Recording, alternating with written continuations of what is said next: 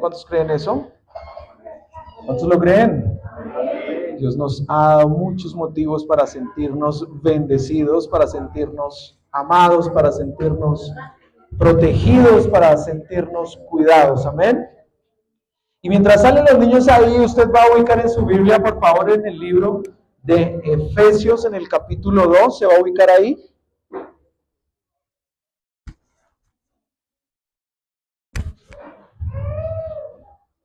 Amén.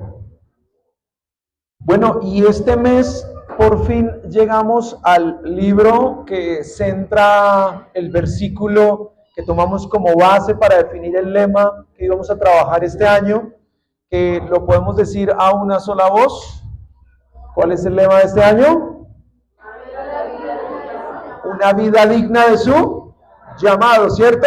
Y el texto base se encuentra en Efesios en el capítulo 4, en el libro de Efesios en el capítulo 4, versículos 1 al 4, y esos son los textos que nosotros tomamos como base para definir lo que iba a ser la temática del año. Y este mes en particular vamos a estudiar el libro de Efesios para entender o para profundizar mucho más acerca de ese lema, que no es un lema meramente, sino es una idea, una identidad precisamente es eso, una forma en la que nosotros debemos vivir de acuerdo a cómo fuimos llamados, a cómo fuimos ordenados, a cómo fuimos perdonados, ¿cierto? Y yo quiero que usted me acompañe ahí antes de leer el texto, hacer una pequeña oración, donde le pedimos como siempre a Dios que abra nuestro entendimiento, sobre todo que nos permita entender su palabra como verdad y nos permita aplicarla. Amén, también. Bueno. Amado Dios, te damos gracias porque tú eres bueno, tu misericordia es para siempre, Señor Jesús. Dios, perdona nuestro corazón errático, Señor Jesús, y en esta mañana te pedimos, Señor, que por tu voluntad, por tu gracia, Señor, nos permitas aprender de tu palabra y permítenos exponerla siempre con la rectitud correcta, Señor, con la transparencia adecuada, Señor, sin agregar y sin restar nada que tú no hayas querido comunicar por medio de ella, Dios. Permítenos ser mensajeros fieles de tu palabra, permítenos enseñar tu palabra conforme a tu mensaje y la intención de tu mensaje, Señor. Ayúdanos, Dios, y abre nuestro entendimiento también para recibir esta palabra, no solo para escucharla, no solo para admirarla, no solo para entretenernos en ella, sino para vivir de acuerdo a tu palabra, Señor. Gracias, Jesús. Amén y amén. Bueno, el domingo pasado estuvimos hablando, el pastor nos enseñaba y se centraba en el libro de Efesios en el capítulo 1, ¿cierto? Yo en particular, esta es una de las cartas de Pablo que más me gusta por la riqueza teológica que tiene en cuanto a la doctrina de la salvación. Todas son maravillosas, esta carta en particular me gusta, la prefiero, de pronto es un tema más personal, todas tienen sus características bien importantes, pero esta carta en particular declara y refleja la condición del hombre en la que se encontraba y lo tejido y lo maravilloso de cómo fue tejido el plan de redención de Dios por medio de su Hijo Jesucristo, ¿cierto? Y allá en Efesios, en el capítulo 1, aprendíamos que Pablo le escribía a la iglesia y le decía que son salvos gracias a que desde antes de que se fundara el mundo, Dios había pensado en cada uno de nosotros y nos había predestinado para este momento, para ser salvos por medio de su Hijo Jesucristo, ¿cierto? Y habla no solamente de que fuimos predestinados para ser salvos, es decir, esta predestinación habla de que Dios pensó en nosotros incluso antes de nuestro nacimiento, incluso antes del nacimiento de nuestros padres, en la eternidad anterior, Dios pensó en este plan para salvarnos, pero con un propósito fundamental que también está escrito en el libro de los Efesios, en el capítulo 1, y es para la alabanza de la gloria de su gracia, ¿cierto? Y esto lo veíamos el domingo anterior. Fuimos salvos con un propósito, para alabanza de la gloria de su gracia. Así debiera usted cuestionar cualquier mensaje que escuche acerca de la bondad de la salvación de Jesucristo, ¿cierto? Algunos predicadores dicen que usted fue salvo para vivir una vida de éxitos y una vida de no pobreza y una vida solamente de triunfos y no fracasos. Eso se enseña en muchos púlpitos, desafortunadamente. La realidad es que usted fue salvo para algo mucho más que eso, que fue salvo para alabanza de la gloria de Dios. Y ese título es más alto que cualquier otro que le pueda ser entregado. Claro, Dios nos va a bendecir, como siempre les he dicho, de acuerdo a su riqueza, de acuerdo a su bondad, de acuerdo a su voluntad, porque Dios es un Dios soberano. Y en ocasiones hemos tenido situaciones adversas y en ocasiones hemos tenido situaciones de triunfos y de éxitos, y en ambas situaciones Dios ha sido fiel y ha sido bueno y sigue siendo Dios, ¿cierto? Pero fuimos salvos para alabanza de la gloria de su gracia. Y esa primera fracción del capítulo 1 demarca perfectamente o hace una perfecta introducción para entender cómo debemos nosotros introducirnos al capítulo 2. Entonces, yo titulé este mensaje dentro del lema grande, una vida digna de su llamado, de muerte a vida. Si le pudiéramos poner un nombre, o si Pedro quisiera ponerle un nombre a la enseñanza de hoy, yo la denominaría de muerte a vida. Y ahí entenderíamos, y ahora vamos a entender el por qué. Vivir una vida digna del llamado de Cristo implica pasar de muerte a vida, lo que habla de un poder eficaz en el llamado de Cristo, en el llamado de Dios, en el llamado que se nos hizo, ¿cierto? Si nosotros, para vivir una vida digna de su llamado, debemos tener una vida, o debemos asegurar vivir esa vida digna, quiere decir que el poder del llamado que se nos hizo es un poder eficaz, ¿cierto? Ahora, quiero que lea conmigo del versículo 1 al versículo 5 y dice la palabra del Señor. Él les dio vida a ustedes que estaban muertos en sus delitos y pecados, en los cuales anduvieron en otro tiempo según la corriente de este mundo, conforme al príncipe de la potestad del aire, el espíritu que ahora opera en los hijos de desobediencia. Entre ellos también todos nosotros en otro tiempo vivíamos en las pasiones de nuestra carne, satisfaciendo los deseos de la carne y de la mente, y éramos por naturaleza hijos de ira, lo mismo que los demás. Pero, esa palabra es importantísima en este texto, pero Dios, que es rico en ¿qué?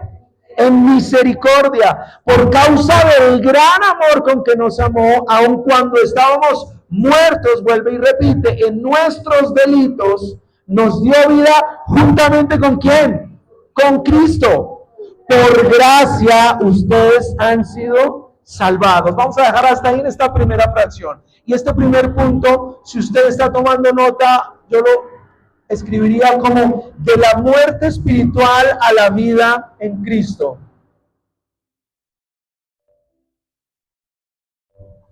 El maestro R.C. Sproul lo definía de la siguiente manera: la regeneración es una obra monergística de Dios.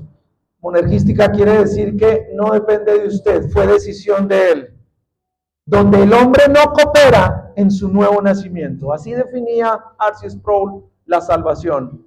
Es la regeneración es una obra exclusiva por decisión de Dios, donde el hombre no coopera en su nuevo nacimiento. Ahora, pensemos por un momento lo que nos está diciendo el texto, y voy a leer los últimos 2 versículos del capítulo 1 para que podamos entrar mejor en materia. Dice el versículo 22 del capítulo 1, y todo lo sometió bajo sus pies. ¿De quién está hablando? De Jesucristo. Y todo lo sometió bajo sus pies, y a Él en mayúscula, es decir, a Jesucristo, lo dio por cabeza sobre todas las cosas a la iglesia, la cual es su cuerpo, la plenitud de aquel que los llena todo. Y arranca el segundo capítulo diciendo, y Él le dio vida a ustedes. Fíjese dónde está posicionando Pablo en este texto a Cristo. En el versículo 22, a Jesucristo sometió todo bajo sus pies. Porque recuerde que viene de decir hace un par de textos que usted y yo fuimos salvos para la alabanza de la gloria de su gracia, para la exaltación de Jesucristo. Fuimos salvos usted y yo, ¿cierto? Y a Él se le sometió todo bajo sus pies. Y Él es la cabeza de todas las cosas y se le entregó la iglesia.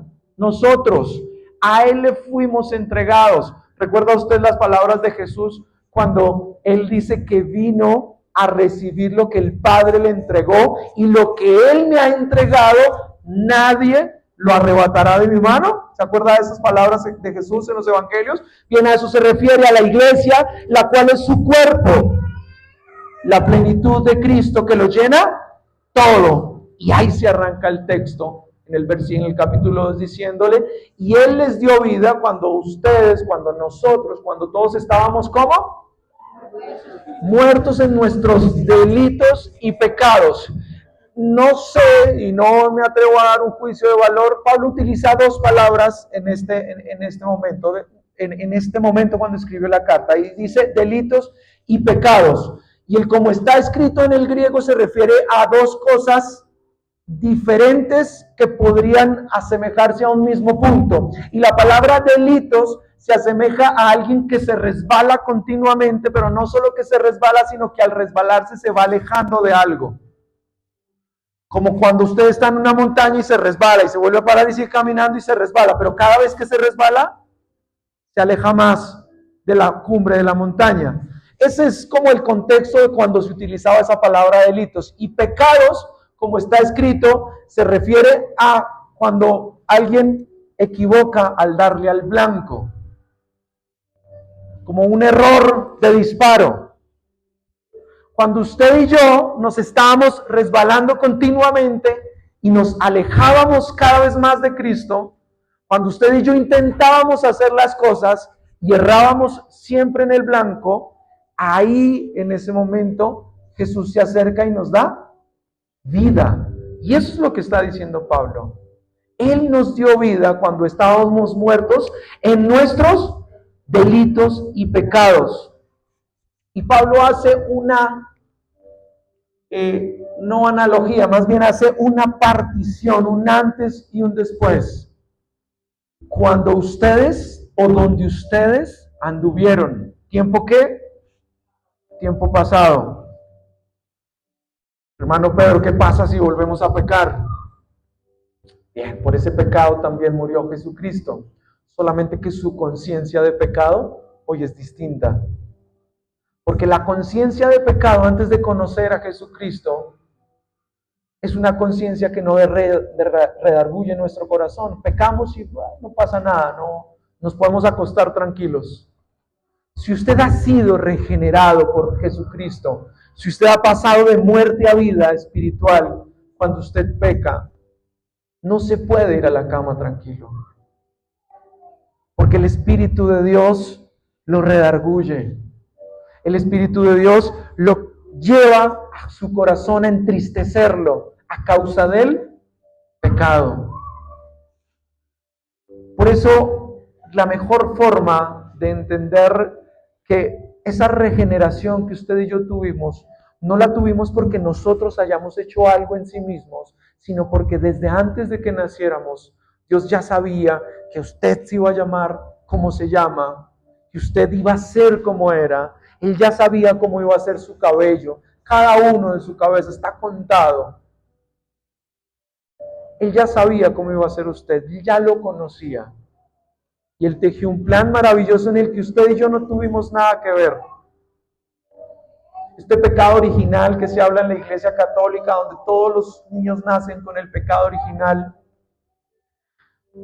realmente es una desviación específica de la realidad, y es que no es que a causa de que alguien pecó nosotros tenemos ese pecado original. es que en ese momento fue evidente el corazón del hombre y la desviación del hombre con la que nacemos absolutamente todos los seres humanos, inclusive los más pequeños, los más niños. Nadie le enseña a un niño a ser grosero y a ser envidioso. Muchos de nosotros podríamos dar fe de, jamás le he enseñado a mi hija a hacer eso. No entiendo por qué reacciona de esa manera. Bien, porque es un ser humano creado por Dios con un corazón caído, necesitado de esa salvación de Cristo, que no puede por ninguna razón hacer ella nada, ni yo nada, para acceder a ella. No puedo pagarla, no puedo comprarla, no me puedo portar bien para recibirla. Dios me la entregó y la recibo por eso. Segundo punto, la salvación se da por gracia y no por obras.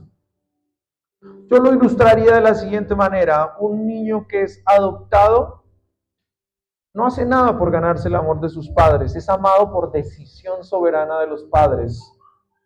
Así también Dios nos amó y nos salvó, no por nuestras obras, sino por su gracia. Yo quisiera describirlo de la siguiente manera y separar dos palabras de un contexto natural, y es la palabra misericordia y la palabra gracia, dos palabras que normalmente vienen juntas y de las cuales en las cartas de Pablo se mencionan muchas veces en diversas ocasiones y en diferentes contextos. Y la misericordia y la gracia son dos temas que van juntos, porque la misericordia es no recibir lo que merecemos.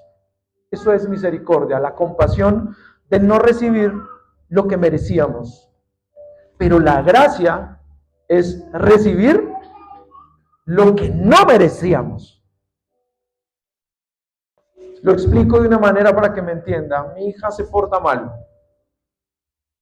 Y yo ya había hecho un trato con ella y le dije, por haberte portado, siempre que cometas este error, yo te voy a dar 2 nalgazos.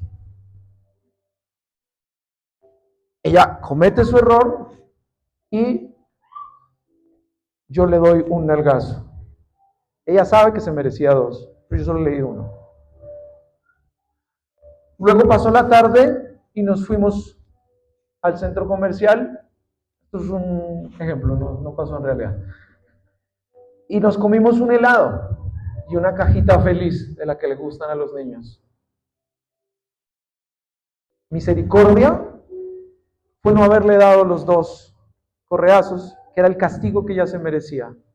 Gracia fue haberle dado un helado y una cajita feliz que ella no se merecía por su comportamiento. Misericordia es que usted y yo no vayamos al infierno, que es el castigo que nosotros merecíamos por nuestros delitos y nuestros pecados. Gracia es que en cambio del infierno recibamos el cielo. Gracia y misericordia, con 2 palabras que van juntas. No vivimos para ganar el favor de Dios, sino vivimos como vivimos porque ya lo hemos recibido. Y esto quisiera basarme en los versículos del 6 al versículo 10. Acompáñame a leerlo para leerlo completo. Y con Él, con Jesucristo, nos resucitó y con Él nos sentó en los lugares celestiales en Cristo Jesús, a fin de poder mostrar en los siglos venideros las sobreabundantes riquezas de su gracia, por su bondad para con nosotros en Cristo Jesús. Versículo 8. Si quiere, resáltelo ahí en su Biblia o escríbalo para estudiarlo esta semana. Porque por gracia ustedes han sido salvados por medio de la fe, y esto no procede de ustedes, sino que es don, es un regalo de Dios, no por obras, para que nadie se gloríe, porque somos hechura suya, creados en Cristo Jesús para hacer buenas obras, las cuales Dios preparó de antemano para que anduviéramos en ellas. Y aquí voy a segmentar un poco el concepto de la gracia de la que habla Pablo a la iglesia de Éfeso, que por darles un dato de las cartas, esta probablemente es una de las cartas de Éfeso en la que Pablo menos personaliza la palabra hacia alguien o hacia una iglesia puntual. En la mayoría de cartas él incluso manda muchos saludos dentro de la carta. Esta carta se conoce como una carta que es muy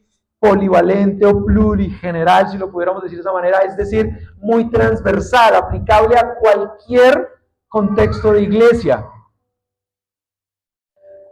No fuimos salvos porque nosotros hiciéramos algo, ¿cierto? Y eso es algo que, sobre todo en nuestro contexto latinoamericano, es bien difícil de entender, ¿no? Nosotros estamos acostumbrados a que se nos da algo porque nos lo ganamos, ¿cierto? Trabajamos por algo, por eso se nos da. Yo me esforcé por esto y lo recibimos. Y por eso a veces cuando en el trabajo algunos de nosotros hemos logrado a veces tener alguna frustración porque nos esforzamos, y por ejemplo uno quiere un ascenso y se lo dan a otra persona que uno cree que se lo merecía uno más, uno se contrista porque creemos que todo lo que recibimos lo recibimos porque nos lo ganamos. La salvación no. La salvación es un regalo de Dios, no hiciste nada para recibirlo. Hay una imagen que mal identificada de cuando la Biblia dice: he aquí yo estoy a la puerta y llamo. Si alguno oye mi voz y abre la puerta, entraré con él, cenaré con él y él conmigo.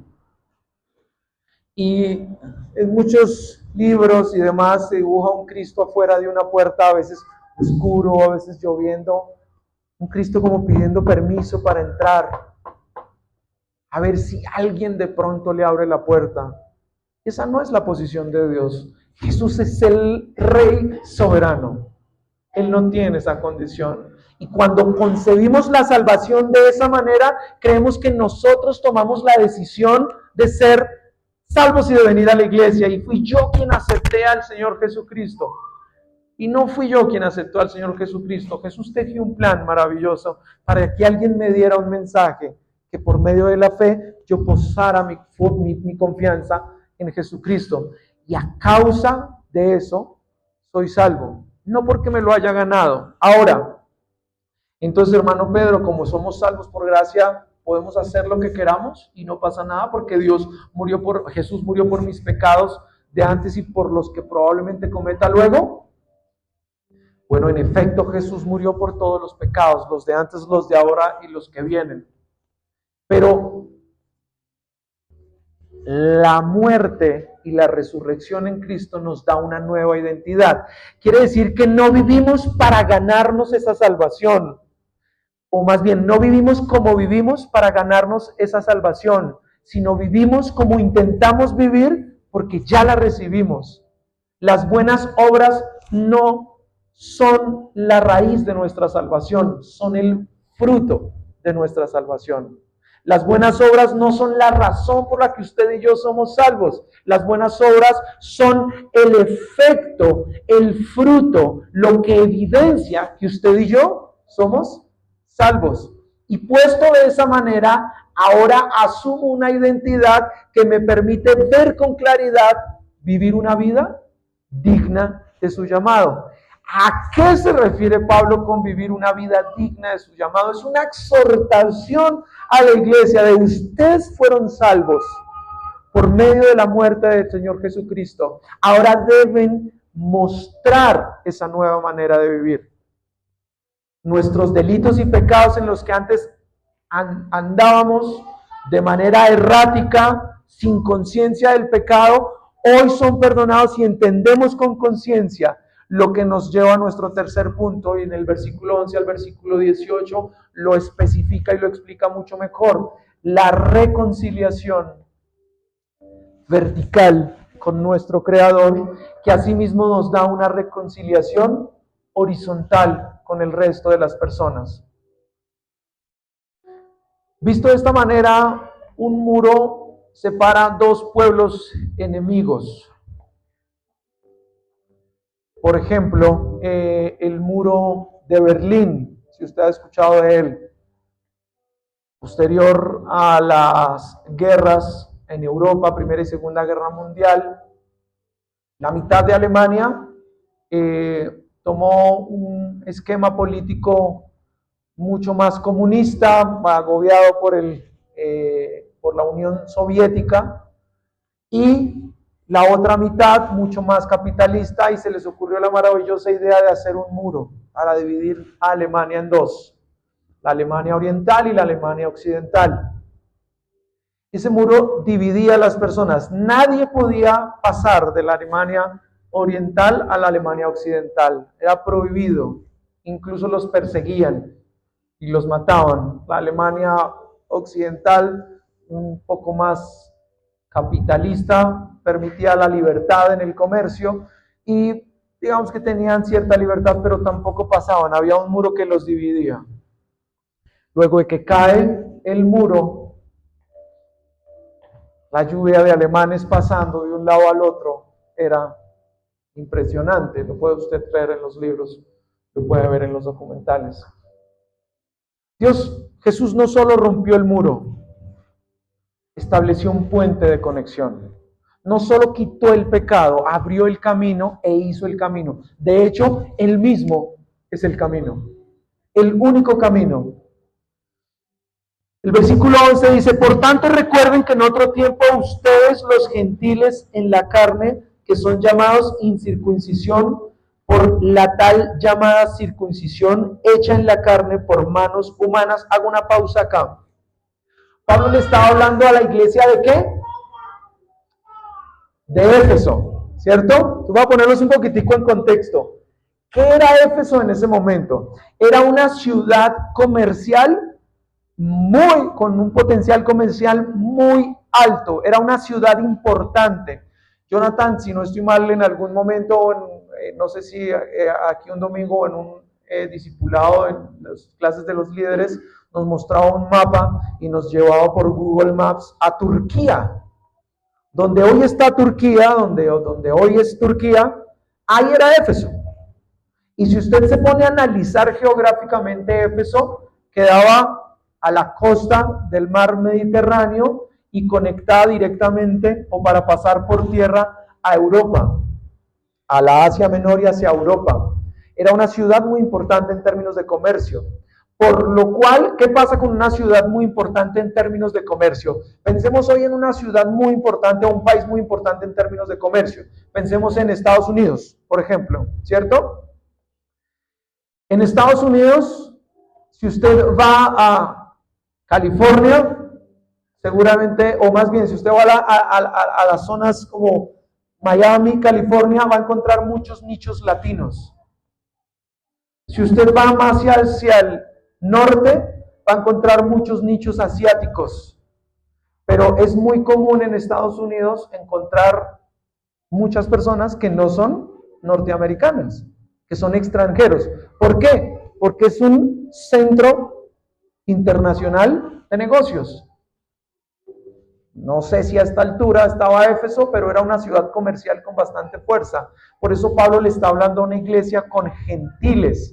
¿Quiénes eran los gentiles? Para que entendamos bien. Eran aquellos que no eran de raíz judía, ¿cierto? Aquellos que eran rechazados en principio por los judíos y que en la práctica no deberían ser aceptados para esta salvación. Por eso Pablo les explica, y hago esta explicación para que usted pueda entender lo que quiere decir Pablo, y Pablo se está refiriendo a ellos. Ustedes recuerden que en otro tiempo ustedes los gentiles en la carne, o sea, hablando de extranjeros del pueblo judío, que son llamados incircuncisión, o sea, que eran los llamados incircuncisos, no dignos de ser llamados hijos de Dios. Ahora, recuerden que en ese tiempo ustedes estaban separados de Cristo, versículo 12, excluidos de la ciudadanía de Israel, lo que les acabo de decir, extraños a los pactos de la promesa, es decir, las bendiciones eran para los judíos, los que no tenían una raza diferente. Y ustedes no tenían esperanza y no podían tener a Dios. Versículo 13, pero ahora en Cristo Jesús, ustedes que en otro tiempo estaban lejos, han sido acercados por la sangre de Cristo, porque Él mismo es nuestra paz y de ambos pueblos hizo Uno, derribando la pared intermedia de separación, poniendo fin a la enemistad en su carne, la ley de los mandamientos expresados en las ordenanzas para crear en Cristo, dice en él mismo, de los dos un nuevo hombre, estableciendo así la paz. Y vean el versículo 16 lo que dice, para reconciliar a Dios, para reconciliar con Dios a los dos en un solo cuerpo por medio de la cruz, habiendo dado muerte en ella a la enemistad. Y vino y anunció paz a ustedes para los que estaban lejos y paz a los que estaban cerca, porque por medio de Cristo los unos y los otros tenemos nuestra entrada al Padre en un mismo espíritu. Lo que quiere decir que la carta está siendo enviada no solo para demostrarle a la iglesia que hay una reconciliación con Dios, sino para demostrarle a la iglesia de Éfeso, donde había muchos extranjeros y seguramente también muchos judíos, pero para demostrarles que también los había reconciliado a ellos y los había recogido en uno solo, como una misma familia, una misma casa, unos mismos hermanos. Por eso si tiene alguien ahí a su lado, denle un abrazo y dígale, por medio de Jesucristo somos familia. Fuimos hechos familia en Cristo. La cruz no solo reconcilia al hombre con Dios, sino también al hombre con su prójimo. Esa sería la aplicación de hoy para nosotros. Capaz que ya hoy nosotros no hacemos acepción entre judíos y gentiles, porque nosotros mismos seríamos gentiles. Pero esto también es una invitación a que nosotros, viviendo una vida digna de su llamado, debemos ser personas que demuestren el amor a su prójimo.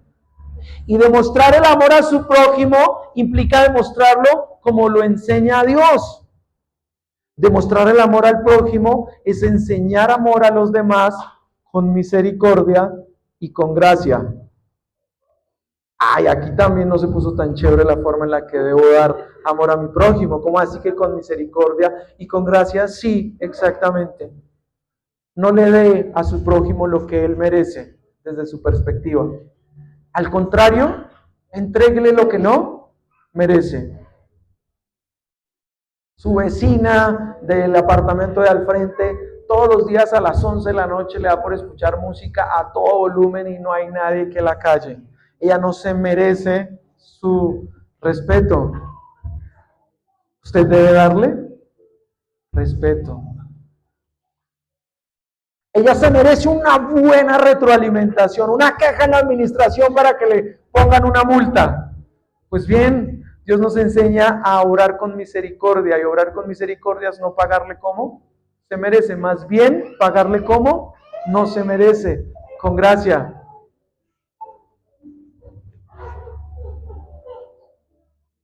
Así que cuando usted ve a alguien obrando mal, yo le voy a pedir que si usted tiene celular, en ese momento cuando ve a alguien obrando mal, lo saque. Y va a abrir una aplicación que hoy tienen todos los celulares, que es la cámara. Abre la cámara y pone la cámara frontal y se mira y mira al vecino. Si cree que Dios le perdonó más pecados a usted de lo que su prójimo le acaba de hacer, obre con misericordia y con gracia. Seguramente va a tener que obrar con misericordia y con gracia.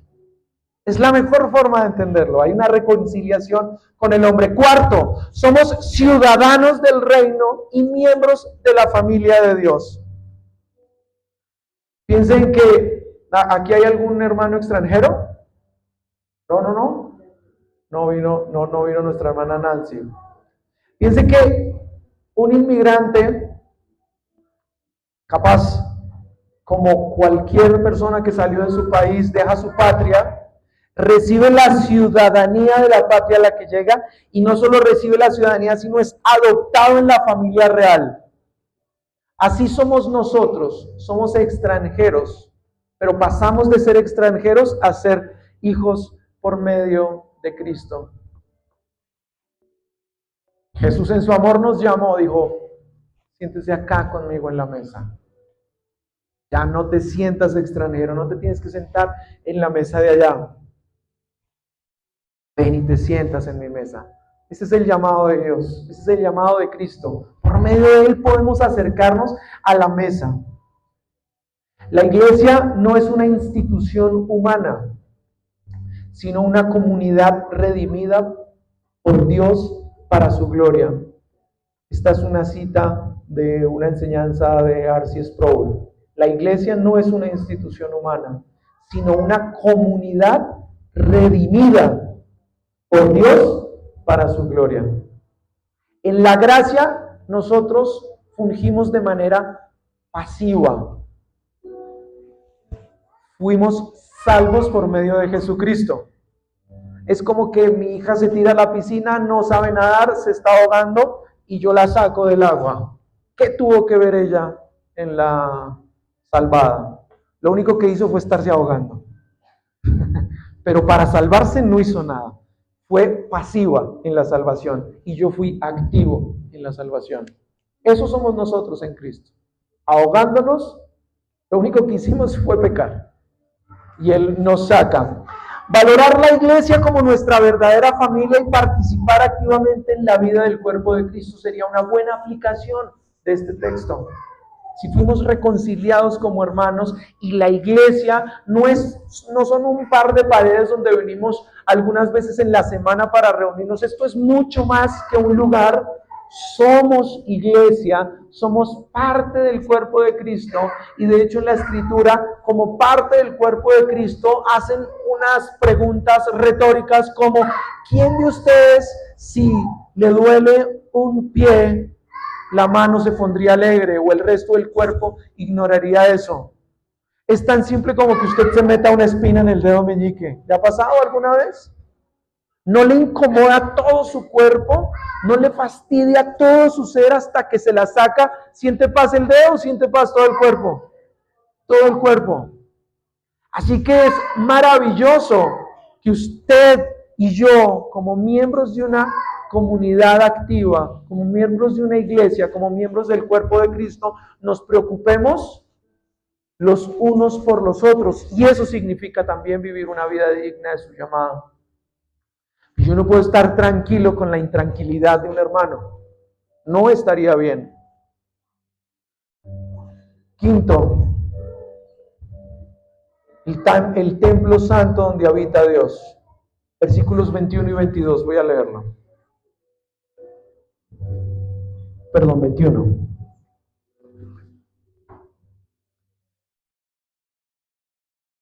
Y 22, sí. En quien todo edificio bien ajustado va creciendo para ser un templo santo en el Señor. En Cristo también ustedes son juntamente edificados para morada de Dios en el Espíritu. Un texto anterior se refiere a Jesús como la piedra angular, como la piedra que soporta el edificio. Somos parte de una construcción espiritual. Cada uno tiene un lugar aquí en la congregación. Cada uno debe tener una función. Si usted no tiene una función en esta congregación, busque una función en esta congregación.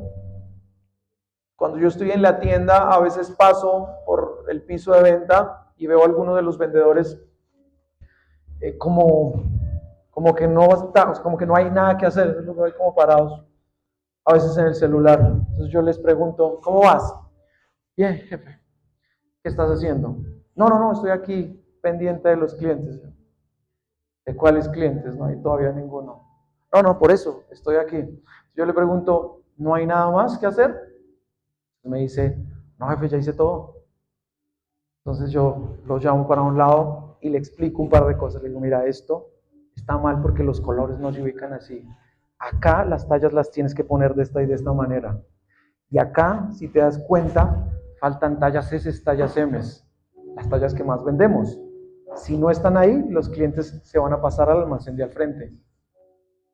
Y siempre les digo una palabra: cuando creemos que no hay nada que hacer, es cuando realmente hay mucho más por hacer. Cuando usted cree aquí en la iglesia que no hay dónde más participar, hermano, hay mucho trabajo para hacer. Hay mucho grupo familiar para ir a soportar. Hay muchas personas para invitar a esta iglesia. Hay que participar mucho más en los devocionales. Hay que participar mucho más en los servicios.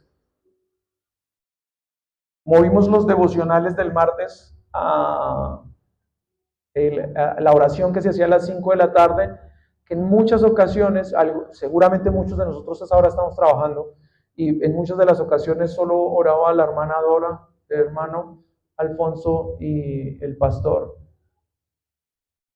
Pero lo pasamos a un tema más virtual, más en la noche, como para al menos tener un encuentro virtual, porque ya hay uno presencial que es el jueves. Creo que mañana este martes iríamos por el tercero, ¿cierto? Iríamos por el tercero. Pero, ¿quiere que le diga una cosa? Es bien sorprendente a veces ver las mismas 4 personas conectadas. No en todos los devocionales. Eso es un momento para nosotros. Es el momento que hizo el Señor. Conéctese al devocional. Cuando no hay nada que hacer, cuando pensemos que no hay nada que hacer, es cuando más hay que hacer, cuando más trabajo hay que hacer. Hermano, es que no sé qué hacer en la iglesia. Bueno, ¿qué tal si ahora haces parte de los que invitan todos los domingos a alguien nuevo a la iglesia? No para que la iglesia crezca. Créanos, no es lo que nos interesa. Si una persona viene, escucha el mensaje, se arrepiente genuinamente, así se vaya a otra iglesia, ya hicimos vivir nuestra vida digna del llamado de Dios. Ese es nuestro propósito. Conclusión, Efesios 2 nos muestra un viaje maravilloso de la redención desde la muerte hacia la vida, la separación a la comunión, de la esclavitud a la ciudadanía. Todo esto por la gracia soberana de Dios. Vivir una vida digna del llamado de Cristo es vivir como resucitados, como reconciliados y edificados en Él. Se lo voy a decir de la siguiente manera. Tiene que vivir una vida sin vergüenza. ¿Y qué es una vida sin vergüenza? No de sinvergüencería. Una vida sin vergüenza es, ya no debes tener vergüenza. Vive de manera digna. Levántate, ora por las mañanas. Pon tu día en las manos de Dios. En la noche, antes de dormirte, ora. Abre espacios en tu familia, en casa, donde todos los días lean un texto de la Biblia. Oren. Háblenle a sus hijos. Háblenle con los que viven de Dios. Porque si ustedes no hacen eso, el mundo afuera, todos los días, les va a hablar cómo no hacerle caso a la palabra de Dios. Y les va a demostrar cómo hacerlo. Facilito. Papás, es su responsabilidad. Abuelos, es su responsabilidad. Hombres casados, es su responsabilidad, no la de su esposa, es suya. Abran un espacio en casa todos los días, porque si todos los días salimos a que el mundo nos contamine, a que la televisión nos contamine, a que las redes sociales nos contaminen, nosotros tenemos que ser ejes de desinfección. Cuando creamos que no hay nada que hacer, es cuando más trabajo hay por hacer. Acompáñame a orar. Papá Dios, te damos gracias, Dios.